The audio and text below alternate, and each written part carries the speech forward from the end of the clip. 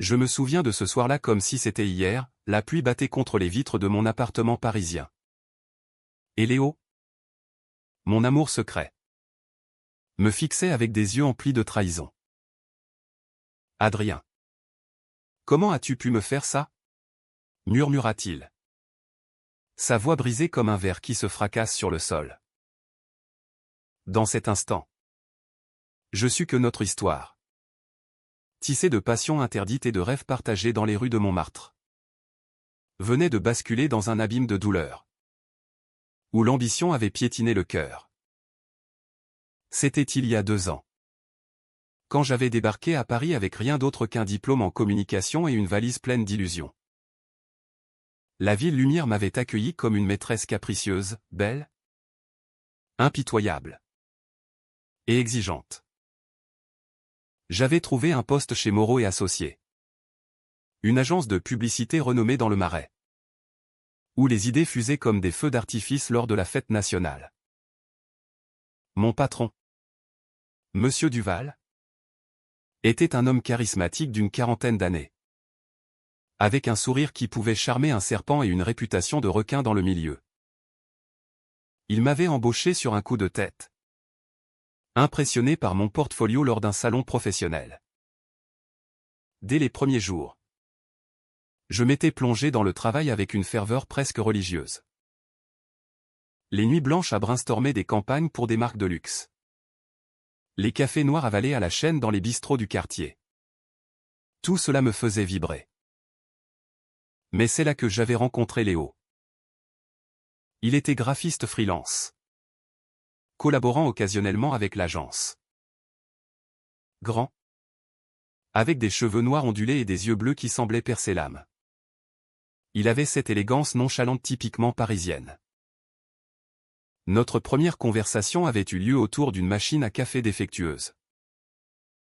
Tu sais, Adrien, Paris n'est pas faite pour les cœurs tendres, m'avait-il dit en riant, ses doigts effleurant les miens par accident ou peut-être pas. Ce fut le début d'une idylle clandestine. Dans une société où l'amour entre hommes était accepté en surface mais jugé en privé. Nous nous cachions comme des voleurs. Nos rendez-vous volés dans les jardins du Luxembourg. Nos promenades nocturnes le long de la Seine. Où nous parlions de nos rêves, moi. De grimper les échelons pour prouver à ma famille provinciale que j'avais réussi, lui. De créer un studio d'art indépendant. Loin des contraintes corporatives. Léo était mon encre. Mon secret le plus précieux. Il me faisait rire avec ses imitations des célébrités françaises. Et ses baisers avaient le goût du vin rouge partagé dans des bars enfumés. Mais l'ambition rongeait mon âme. Duval me promettait une promotion, chef de projet sur une campagne majeure pour une maison de couture. Adrien, tu as du talent. Mais il faut savoir faire des sacrifices. Me répétait-il lors de nos réunions tardives. Ses regards insistants. Ses compliments ambigus. Je les ignorais au début. Jusqu'à ce soir fatidique. Après une présentation réussie. Il m'avait invité à dîner au Procope. Ce restaurant historique où Voltaire avait ses habitudes. Le vin coulait. Les rires fusaient. Et soudain. Sa main sur ma cuisse. Pour réussir ici, il faut parfois céder. Adrien. C'est le prix de la gloire. J'avais résisté. Prétextant un rendez-vous. Mais les jours suivants, les opportunités s'amenuisaient. Mes collègues murmuraient, Duval favorise ceux qui jouent le jeu. Léo, sentant ma tension, me pressait, qu'est-ce qui te ronge? Mon amour? Parle-moi. Je mentais, invoquant le stress. La pression montait. Une nuit. Après une dispute avec Léo sur notre avenir, il voulait officialiser notre relation. Je craignais les répercussions professionnelles, je cédais. Duval m'appela pour un briefing privé, chez lui. Dans son appartement haussmannien du 7e arrondissement. Le champagne. Les flatteries. Et puis. Le vide. Je rentrais chez moi. L'âme souillée. Mais avec la promesse d'une promotion. Les semaines suivantes furent un tourbillon. La promotion arriva. Comme prévu. Je dirigeais maintenant une équipe. Mon salaire doublait. Mes idées acclamaient. Mais Léo remarqua le changement. Tu es distant. Adrien. Est-ce que c'est quelqu'un d'autre? Ses yeux, autrefois source de joie, étaient maintenant des puits de doute. Je niais? Bien sûr. Construisant un mur de mensonges. Notre amour, si pur, se fissurait sous le poids du secret. Lors d'une soirée à l'agence, Duval posa sa main sur mon épaule en public. Un geste anodin pour les autres, mais pour Léo, qui était présent en tant que collaborateur, ce fut une révélation. Il partit sans un mot, me laissant seul avec ma culpabilité. Je courus après lui dans les rues pluvieuses du Marais. Léo? Attends. Ce n'est pas ce que tu crois. Criai-je. Mais il se retourna. Les larmes aux yeux. Vraiment? Parce que j'ai vu comment il te regarde. Et toi? Tu ne dis rien. Nous nous disputâmes sous un porche. Nos voix étouffées par le bruit de la circulation. Il me reprocha mon ambition dévorante. Je lui avouai à demi-mot les pressions. Mais le mal était fait. Léo disparut pendant des jours, ignorant mes appels. Je me noyais dans le travail. Mais chaque nuit, son absence me hantait comme un fantôme. Enfin, il revint. Nous nous retrouvâmes au café de Flore. Ce lieu mythique où Sartre et Beauvoir avaient philosophé. Adrien. Je t'aime. Mais je ne peux pas vivre dans l'ombre de tes secrets. Dit-il.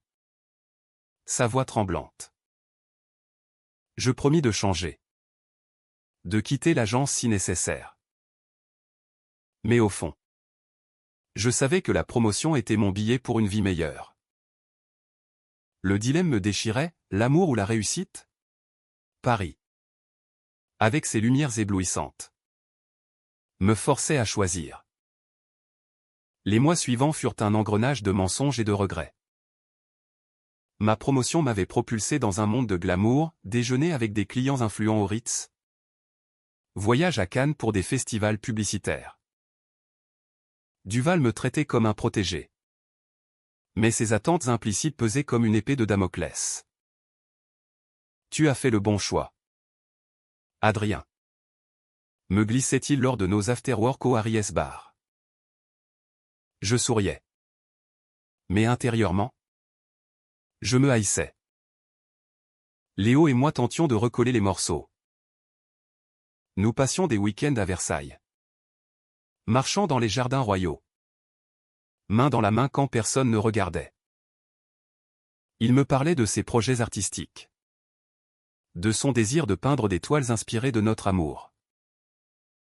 Tu es ma muse. Adrien. Murmurait-il en m'embrassant sous les fontaines. Mais les fissures persistaient. Il posait des questions sur Duval. Sur ces soirées tardives que je justifiais par le travail. Pourquoi sens-tu son parfum parfois, accusait-il. Et je détournais le regard. Invoquant des coïncidences. Un jour, le choc arriva. Lors d'une réunion d'équipe. Une collègue, jalouse de ma montée rapide, lâcha une rumeur, Adrien a su charmer le patron. Les rires fusèrent. Mais pour moi, ce fut un coup de poignard. Léo, qui travaillait sur un projet conjoint, l'apprit par inadvertance. Il m'affronta ce soir-là dans mon appartement de la rue de Rivoli. Dis-moi la vérité. Adrien. As-tu couché avec lui pour cette promotion? Sa voix était un cri étouffé. Ses poings serrés. Je nie, et, est-ce d'abord? Mais face à son regard implorant. Je craquai. Oui. Léo. J'ai cédé. C'était une erreur. Une faiblesse. Je l'ai fait pour nous. Pour un avenir stable. Les mots sortaient comme un torrent. Chargé de honte. Il recula. Comme si je l'avais giflé. Pour nous? Tu m'as trahi pour de l'argent, hurla-t-il. La dispute dégénéra en un chaos émotionnel, accusation de lâcheté. Souvenirs jetés au visage comme des armes. Il partit en claquant la porte, me laissant effondrer sur le sol. Les larmes coulant librement. Les jours suivants furent un néant. Je errais dans Paris comme un spectre, le long des Champs-Élysées, où les vitrines luxueuses me renvoyaient mon reflet vide, au Louvre, où les statues antiques semblaient me juger. Duval, sentant mon trouble, m'invita à un week-end à Deauville. Pour te changer les idées, dit-il avec un clin d'œil. J'acceptai, espérant noyer ma peine dans le travail. Mais là-bas, face à la mer agitée, ses avances reprirent. Adrien. Nous pourrions être plus que patrons et employés. Je refusai, prétextant une migraine, et rentrai précipitamment. Léo m'avait bloqué partout. J'appris par un ami commun qu'il s'était réfugié chez sa sœur à Lyon. La distance amplifiait ma douleur. Je remis en question toute ma vie, étais-je ce carriériste sans scrupules? Mon enfance en province. Avec des parents conservateurs qui ignoraient mon orientation, m'avait poussé à prouver ma valeur par le succès. Mais à quel prix? Une nuit. Ivre de vin bon marché, j'écrivis une lettre à Léo, mon amour. Je suis perdu sans toi. Pardonne-moi ma folie ambitieuse. Reviens. Et je quitterai tout. Sa réponse arriva une semaine plus tard. Par courrier, Adrien. Ta trahison m'a brisé. Mais je t'aime encore. Rencontrons-nous à Paris. Pour parler. Mon cœur bondit. Nous nous retrouvâmes sur le pont des Arts, où les amoureux accrochent autrefois des cadenas. Sous un ciel gris. Il apparut. Plus pâle, plus marqué. Pourquoi as-tu fait ça? Demanda-t-il doucement. Je lui racontai tout, les pressions, la peur de l'échec, le regret immédiat. Il écouta, les yeux baissés sur la scène. J'ai besoin de temps. Adrien. Mais peut-être pourrons-nous reconstruire. Notre réconciliation fut fragile, comme une porcelaine fêlée. Nous reprîmes nos habitudes, mais avec une ombre persistante. Léo insistait pour que je confronte Duval, que je démissionne. Sinon, comment puis-je te faire confiance? Plaidait-il lors de nos dîners aux chandelles dans des brasseries du quartier latin. J'hésitais, terrifié par l'inconnu. Entre-temps, une nouvelle campagne explosive se profilait, partenariat avec une marque internationale. Duval me confia le lead. Avec un sous-entendu clair, ne me déçois pas.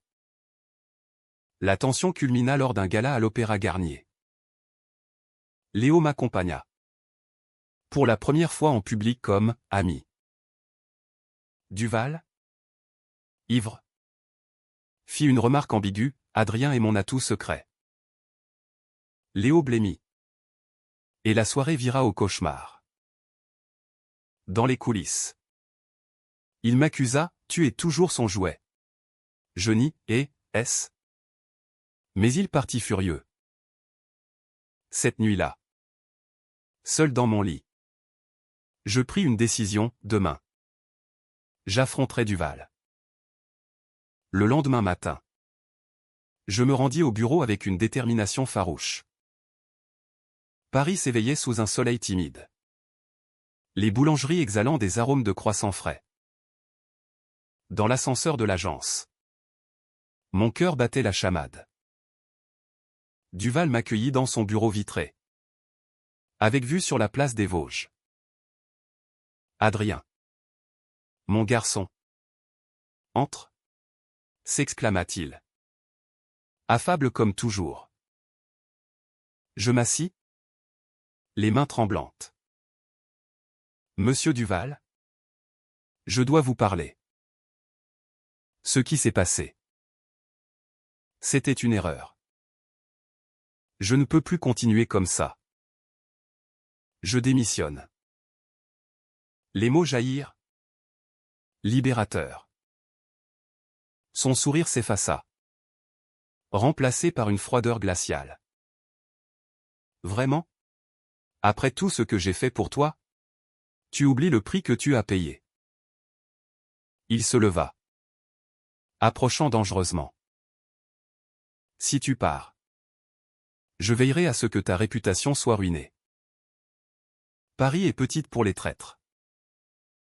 La menace me frappa comme un vent d'hiver. Il évoqua des rumeurs. Des emails compromettants. Je sortis, étourdi, et appelai Léo. J'ai essayé. Mais il me tient. Sa voix, au téléphone, était brisée, alors. C'est fini? Adrien. Je ne peux pas vivre avec ça. Il raccrocha, me laissant dans un vide abyssal. Les jours suivants furent un tourment, travail mécanique. Nuits insomniaques. J'errais dans les catacombes de Paris. Métaphore de mon âme enterrée.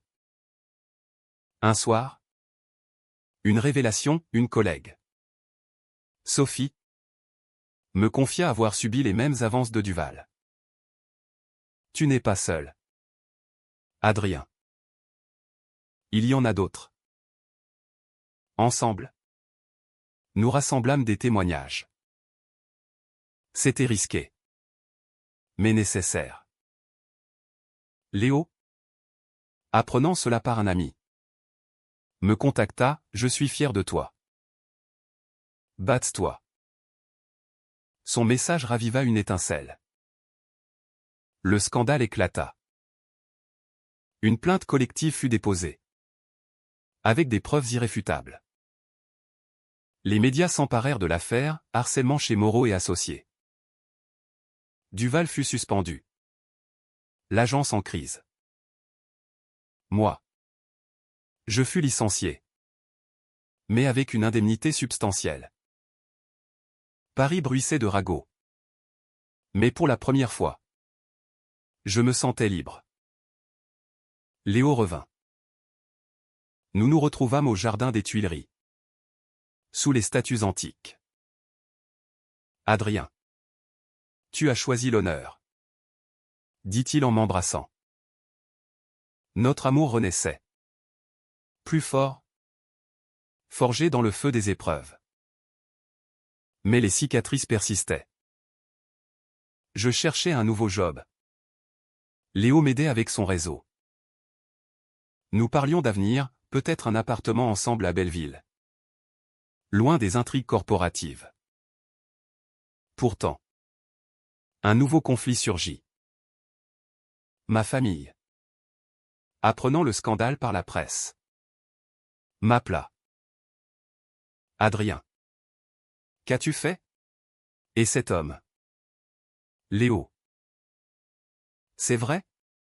Ma mère, conservatrice, pleurait. Je dus affronter leur jugement. Expliquer mon orientation. Ma trahison passée. Léo me soutint, nous affronterons ça ensemble. lors d'un voyage en train à Lyon pour rencontrer sa famille. Il me confia son propre secret, un ex-toxique qu'il avait manipulé. Nous avons tous nos démons. Adrien.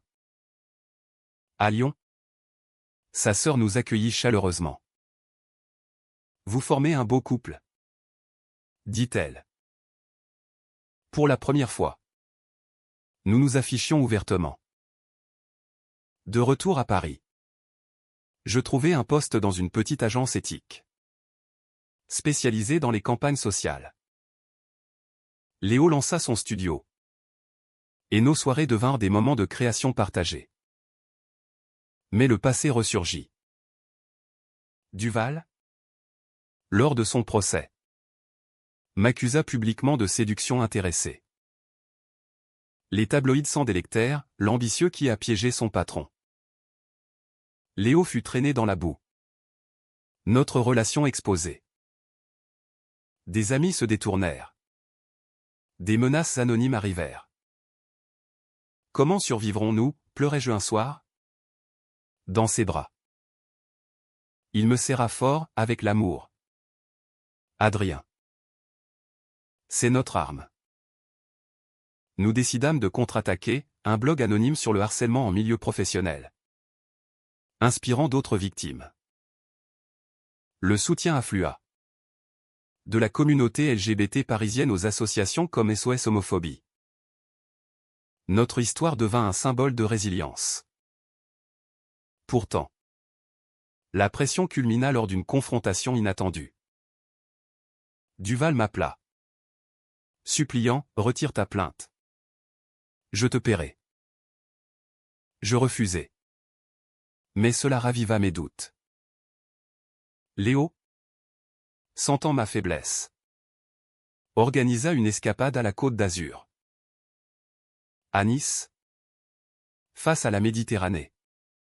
Nous renouâmes nos vœux informels. Promets-moi de ne plus céder, murmura-t-il. Je jurai, scellant notre pacte d'un baiser salé par les embruns. De retour, le procès tourna en notre faveur. Duval fut condamné. L'agence restructurée. Mais la victoire avait un goût amer, j'avais perdu des illusions. Gagné des cicatrices. Léo et moi. Cependant, émergions plus unis. Les saisons passaient sur Paris comme des pages tournées dans un roman de Balzac.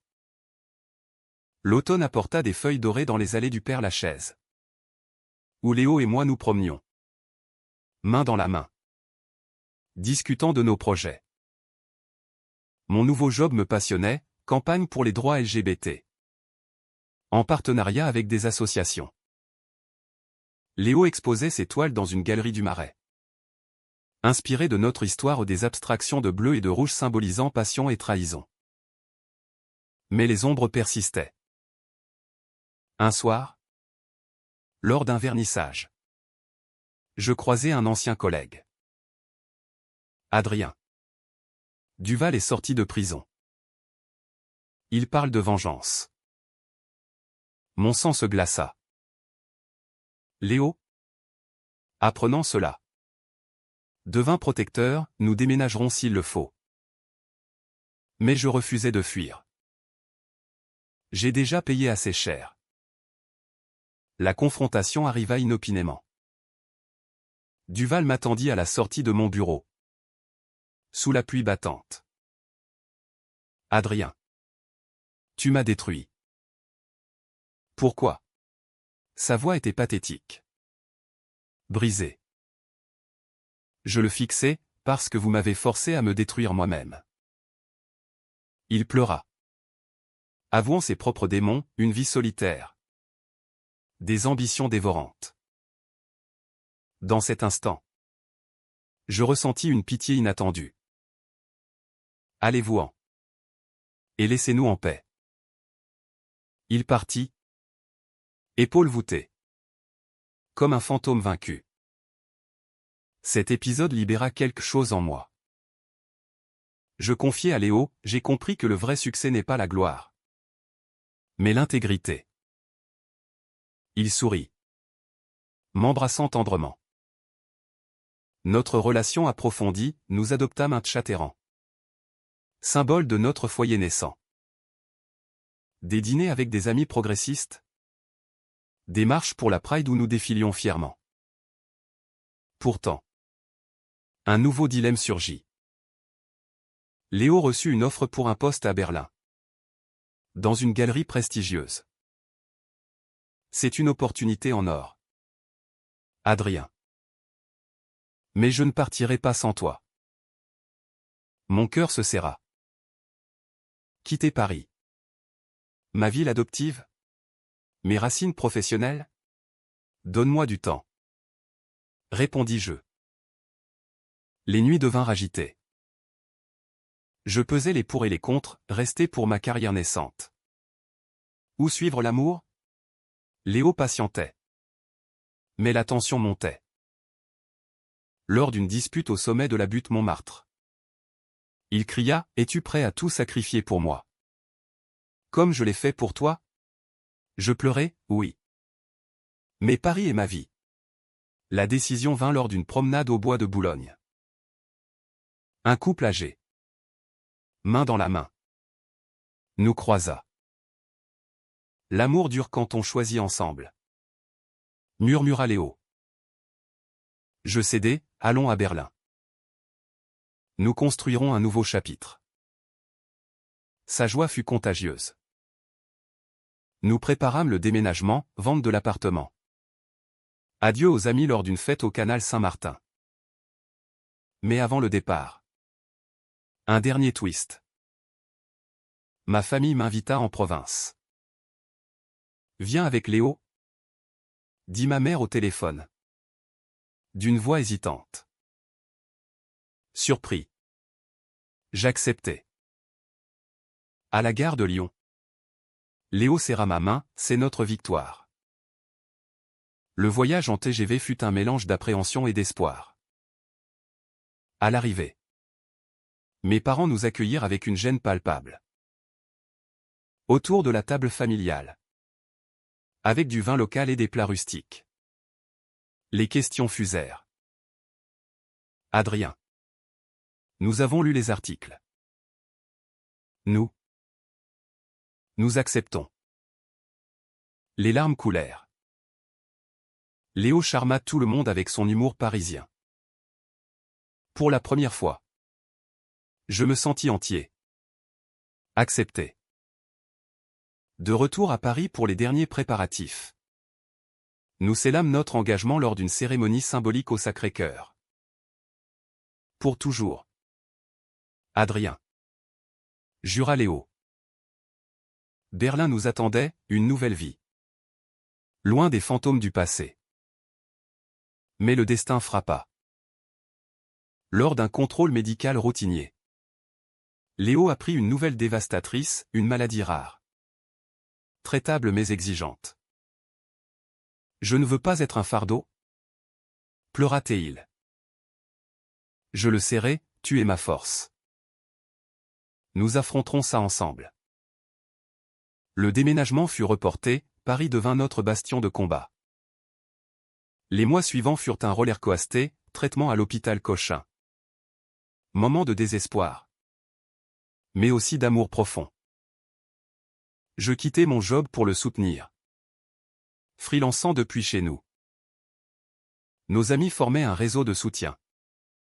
Organisant des dîners solidaires.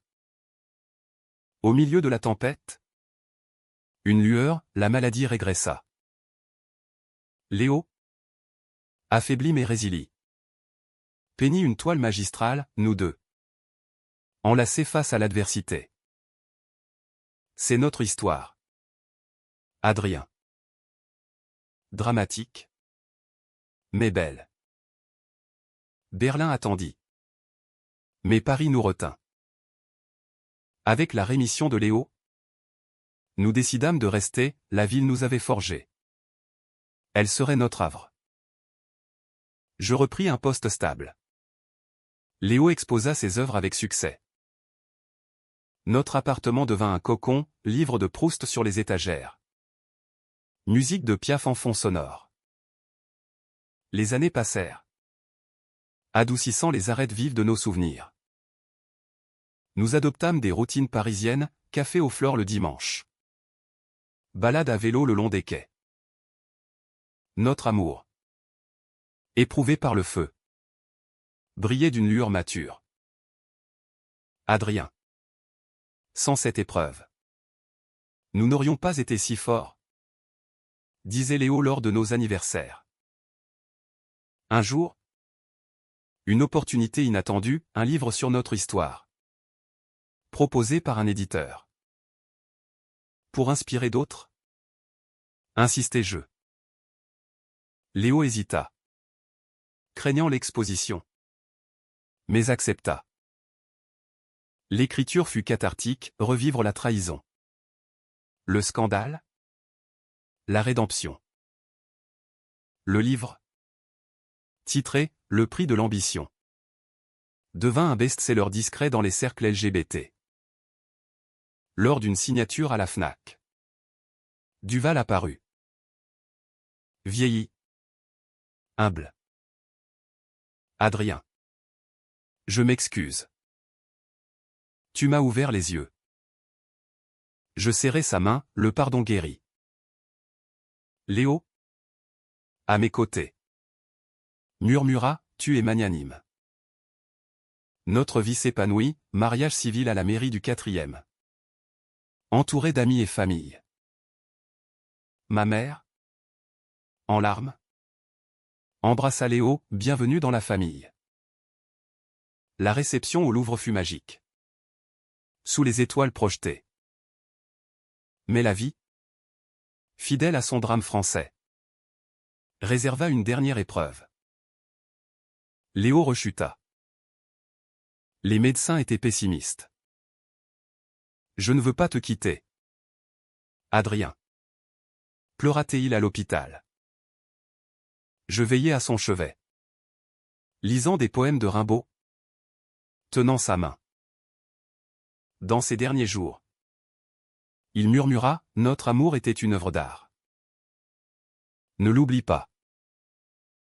Il s'éteignit paisiblement, me laissant un vide immense. Paris pleura avec moi, pluie incessante. Rue grise. Le deuil fut abyssal. Je errais.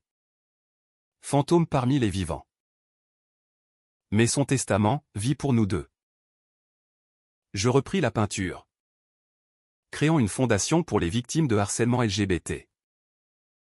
Des conférences, des expositions, son esprit vivait à travers moi.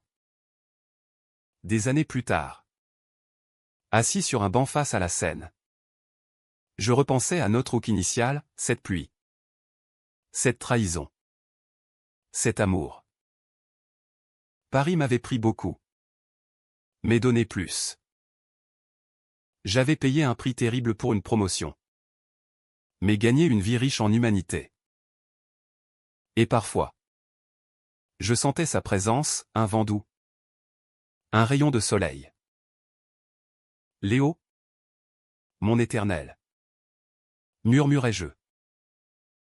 L'histoire se terminait non en tragédie, mais en hymne à la résilience, à l'amour qui transcende la douleur.